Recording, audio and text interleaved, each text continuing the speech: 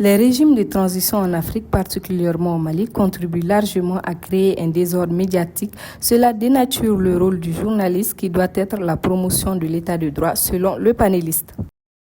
Donc l'objectif, c'était de voir si, face aux transitions militaires, la presse, les médias ont un défi à relever. En partie, les responsabilités sont partagées. D'une part, les médias, comme je l'ai dit d'ailleurs, au tout début, dans les années 90, il y a eu trop de médias, donc il y avait les désordres. Et les désordres, c'est un affaiblissement. Donc les médias ont été affaiblis par les désordres. Ils n'ont pas su fermer la porte devant tout le monde.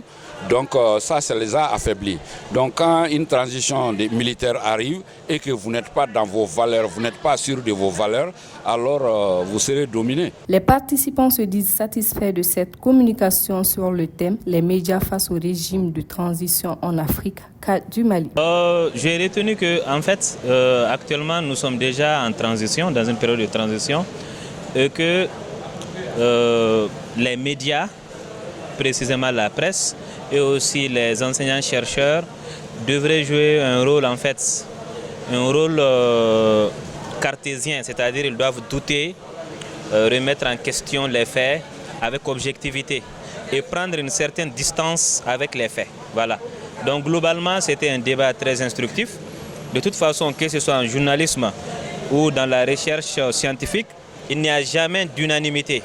On essaie d'être objectif du mieux possible. Voilà, il y a eu des débats, certains sont pour que et les enseignants-chercheurs et que eux aussi les journalistes accompagnent la transition aveuglement. D'autres aussi ont dit non, qu'il fallait par exemple essayer d'être objectif et de ne pas avoir donné des informations biaisées. Il est presque impossible pour les médias d'exercer librement leur métier sous un régime de transition militaire, ce qui entraîne une nouvelle responsabilité pour les journalistes, celle de savoir où mettre le curseur, dixit le docteur.